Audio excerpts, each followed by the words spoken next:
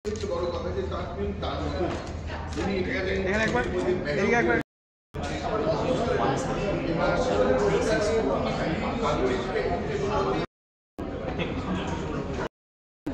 মানে যেহেতু খুব প্রাসঙ্গিক ছবি থ্যাঙ্কফুলি এখন রিলিজ হচ্ছে আমি ভেরি এক্সাইটেড আর আমি না ভাবতে পারিনি ফেস্টিভ্যালে মানে কলকাতা ইন্টারন্যাশনাল ফেস্টিভ্যালে আমি গিয়ে বুঝলাম ঠিক কতটা মানে মানে হিউজ একটা রেসপন্স আমরা পেয়েছিলাম মানে রীতিমতো আমি এরকমভাবে কখনো দেখিনি নন্দনে মানে সিঁড়িতে প্রতিটা ধাপে লোকজন বসে আছে সামনে বসে আছে মানে সিট তো ছেড়ে লোকজন দাঁড়িয়ে আছে নিঃশ্বাস নিতে পারছে না কিন্তু ছবিটা সেই শক্তি দেখে গেছে তো মানে যেহেতু সেই শক্তিটা আমি দেখলাম ছবিটার আছে তাই আমার তো মনে হয় ডেফিনেটলি এই ছবিটা মানে আরও বাকি সব দর্শকের কাছে পৌঁছানো উচিত এবং অনেক অনেক গুরুত্বপূর্ণ বার্তা মানে কিছুটা লুকানো কিছুটা ওপেনলি বলা আছে এবং সেই বার্তাগুলো আমি চাই সবার কাছে পৌঁছক আমার বাবা খুব সুন্দরভাবে সাজিয়েছেন ছবিটাকে মানে আমি যখন ফার্স্ট দেখেছিলাম ছবিটা আর তারপরে নন্দনে যখন দেখি তখন বোধহয় একটা মাইনার এডিট চেঞ্জ হয়েছিল কিন্তু ওই মাইনার এডিট চেঞ্জেই ছবিটা পুরো মানে অন্যরকম হয়ে গেছে বিকজ মানে ব্যাপারটা খুব একটা লিনিয়ার না মানে যেটা বলছিলেন মানে সত্যপ্রিয়দা বলছিলেন যে বাবা সময়কে ভেঙে দিয়েছে ছবির ভেতরে আর আমার বাবা পছন্দ করে একটুখানি সময় একটু 180 ডিগ্রির রুল এগুলো ভাঙতে একটু পছন্দ করে ট্রেডিশনস ভাঙতে পছন্দ করে কিন্তু এখানে আমি বলবো ট্রেডিশন শুধু ভাঙা হয়নি ট্রেডিশনকে অলসো মেনটেন করা হয়েছে সেটা নাটকের দল হোক বা আমাদের যে একটা মফস্বলে কালচার আছে যে মানে নাটকের দল এখনও ওখানে মানে তৈরি হয় আর তারা আস্তে আস্তে কলকাতা শহরে আসে এবং কলকাতা শহরের ওপর রাজত্ব করে না গুড ওয়ে আমি বলছি তো সেইরকম একটা মানে মানে কী বলবো প্রেক্ষাপটে এই ছবিটা মানে তৈরি হয়েছে আমার চরিত্রটাও মানে খুবই ইন্টারেস্টিং একটা মফস্বলের মেয়ে কীভাবে কলকাতায় এসে কতটা তার মধ্যে চেঞ্জেস আসে কীভাবে আসে আর কতটা করতে পেরেছি মানে আমার মানে বাবা খুব অন্যরকমভাবে ডিরেক্ট করে মানে আমি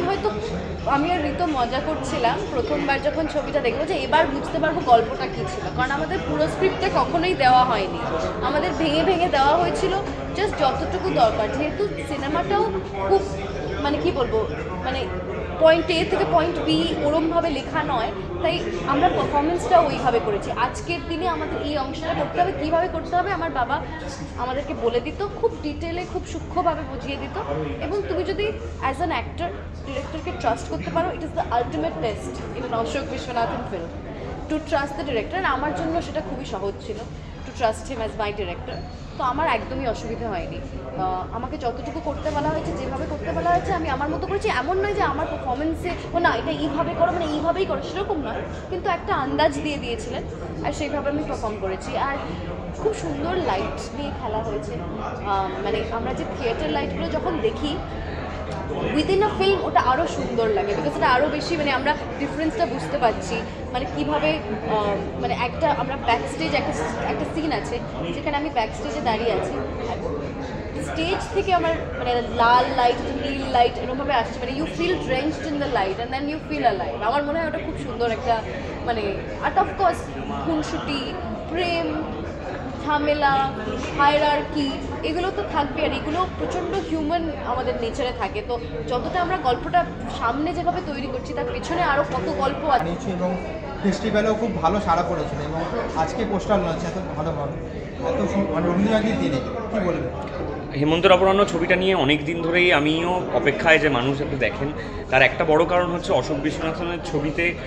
অভিনয় করা এটা একটা বড় সৌভাগ্য কারণ অশোক বিশ্বনাথনের ছবি যারা সিনেমা সত্যিই ভালোবাসেন যারা সিনেমাকে শুধুমাত্র এন্টারটেনমেন্ট হিসেবে নয় সিনেমাকে একটা চিন্তা একটা বোধের জায়গা থেকে দেখেন তাদের কাছে অশোক বিশ্বনাথনের ছবি সবসময় নতুন কিছু বার্তা দেয় নতুন ভাবনার জন্ম দেয় এবং সেই জায়গা থেকে কিছু সংলাপ কিছু প্রলাপের মতো ছবি সারা দেশকে সারা বিশ্বকে কাঁপিয়ে দিয়েছিল ওই রকম একটা ছবি তা সেই পরিচালকের ছবিতে অভিনয় করতে পারাটা আমার কাছে একটা বিরাট বড় প্রাপ্তি এবং যখন কলকাতা ফিল্ম ফেস্টিভ্যালে এই ছবিটি দেখানো হয় আমার মনে আছে নন্দনে মাটিতে বসেও মানুষ দেখেছেন কারণ প্রচুর মানুষ এসেছিলেন ছবিটি দেখতে ছবিটি অন্য ভাবনার কথা বলে ছবিটি বিশ্বব্যাপী রাজনীতির কথাও যেরকম বলে সেরকম একটি মফস্বলের নাটকের দলের সেখানকার ব্যক্তিগত মানুষদের সম্পর্ক নিয়েও কথা বলে এখানে এই পোস্টারটির মতোই দেখা যাচ্ছে যে সময় একটা বড় ভূমিকা পালন করে যেরকম এই গল্পটাতে এই ছবিতে সময় একটা গুরুত্বপূর্ণ ভূমিকা পালন করে থিয়েটার একটি অন্যতম গুরুত্বপূর্ণ ভূমিকা পালন করে সবটাকে নিয়েই এই ছবিটি একটু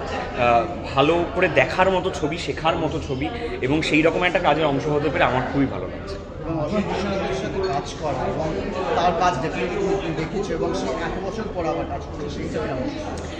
অনেক দিন পর উনি কাজ করছেন, সেইটা আমার কাছে একটা খুব আগ্রহের ব্যাপার ছিল যে আমাকে অফার করেছিলেন এই চরিত্রটি, এবং চরিত্রটিও হচ্ছে আমি যে চরিত্রটি অভিনয় করেছি রাজেশ বলে। রাজেশ একটি মফস্বলী থিয়েটার দলে অভিনয় করে, সো থিয়েটারের কানেক্টটা অশোক বিশ্বনাথন অবশ্যই উনি জানতেন আমার সাথে থিয়েটারের কানেক্টটা। এবং এখন কাজ করতে গিয়ে আমার যেটা ভালো লাগলো যে ফিল্ম মেকিংয়ের কিছু ল্যাঙ্গুয়েজ এখনও ওনার এত পার্সোনাল, এত ভালোবেসে উনি সেই ফিল্ম মেকিংয়ের ল্যাঙ্গুয়েজটাকে ডেভেলপ করেছেন যে সেই ভাষ্যটা আস্তে আস্তে হয়তো আমাদের এই ফাস্ট পেস পৃথিবীর সিনেমার ল্যাঙ্গুয়েজ থেকে হারিয়ে গেছে। এখন আমরা 8 সেকেন্ড 10 সেকেন্ডের রিলে আটকে গেছি, তো সেই রিলের আটকে যাওয়া পৃথিবীতে যখন ক্রমশ কন্টেন্ট ছোট হচ্ছে, সেই রকম একটা পৃথিবী, একটা ক্ষয়িষ্ণু পৃথিবীতে দাঁড়িয়ে ওনার ফিল্ম মেকিংটা এত পার্সোনাল, এত প্রাসঙ্গিক, এত আইডিওলজিক্যাল, সেইটা কাজ করতে একজন শিক্ষার্থী হিসেবে সবসময় খুব ভালো লাগে। Thank you. একাকী মানুষকে নিয়ে এখানে সমস্ত চরিত্রই এক অর্থে ব্রাত্য। আমরা এখানে দলিত সম্প্রদায়কে বেশি করে ধরেছি, মধ্যবিত্ত যদিও। কেন্দ্রীয় চরিত্র একাকী, অকৃতদার এবং অবসরপ্রাপ্ত। তার জীবন যেন একেবারে শান্ত জলের মতো, তরঙ্গহীন। সেখানে একটা মফস্বলের দলে অভিনয় করতে এসে সে জীবনের তরঙ্গ খুঁজে পায় এবং নানা ধরনের সম্পর্কে সে জড়িত হয়ে পড়ে। বিশেষ করে দুটি সম্পর্ক, একটি ছেলের সঙ্গে রাজে। বলবো যে আজকে এত সুন্দরভাবে পোস্টার লঞ্চ হলো, গৌতম দা করলেন, কি বলবেন আপনি? আমার জন্যে এইটা আজকে যে পোস্টার লঞ্চটা খুবই ইমোশনাল ইভেন্ট। কারণ কি, গৌতমদার সঙ্গে আমি একটা ছবি করেছি রাগী, and very soon we are planning to release the film also. একটু ডিলে হয়েছে, but soon we are going to release the film by God's grace. So গৌতমদা আমার একটা ছবির এসে অন্য ছবির পোস্টার রিলিজ করছে, সেটা আমার জন্য খুবই একটা ইমোশনাল ব্যাপার। অশোকদার সঙ্গে তো ডেফিনেটলি আমি অনেক বছর ধরে কাজও করছি ওনার সঙ্গে, ওনার অনেক ছবির প্রমোটস কেটেছি, কারণ কি আমি একজন এডিটর অলসো আছি, টেকনিশিয়ান আছি, এডিটর আছি। তো ওনার সঙ্গে অনেক বছর ধরে কাজ করছি। আর আমার ছবি তো এই অভিনয়ও করলেন, অস্ত্র। তো একটা ছোট্ট মধ্যে একটা আমরা এই পোস্টারটা লঞ্চ করলাম, যেখানে আমার সবই পরিচিত ডিরেক্টর বন্ধুরা সবাই আছে। তো আজকে খুবই ইমোশনাল দিন আমার জন্য। আর তারপরে একটা খুব পজিটিভ ডে, রবীন্দ্র জয়ন্তী।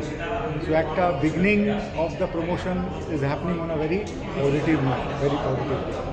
আর কলকাতা ফিল্ম ফেস্টিভ্যালে অলরেডি মানুষ খুব পছন্দ করেছেন ছবিটা এবং খুব সামনেই মুক্তি পাচ্ছে, কি বলবেন আপনি? আমি একটা অন্য ধরনের ছবি, আর এইটা লোক যখন দেখবে, লোকজনকে পছন্দ হবে ছবিটা। আর এইটা একটা ভেরি ইম্পর্টেন্ট মেসেজ। ডেফিনেটলি একটা এল্ডারলির একটা অ্যাগনি, একটা এজের ব্যাপারটা অনেক ছবিতেই দেখানো হয়েছে, বাট যেহেতু এইটা একটা থিয়েটারের সঙ্গে একটা যুক্ত হয়ে একটা প্যান্ডেমিক কালের একটা ইউক্রেন ওয়ারের ব্যাকড্রপে একটা ছবি হচ্ছে, খুবই ইন্টারেস্টিং প্লট, খুবই ভালোভাবে এই ছবিটা অশোকদা ডিরেক্ট করেছে, আর স্টোরি টেলিংটা খুবই সুন্দরভাবে করেছে। আমি আশা করি লোকজনকে এই ছবিটা পছন্দ হবে আর আস্তে আস্তে ছবিটা দেখব। নতুন নতুন এন্টারটেনমেন্ট নিউজের আপডেট পেতে টলিউড স্টার চ্যানেলে চোখ রাখুন এবং সাবস্ক্রাইব করে অল বাটনে ক্লিক করুন।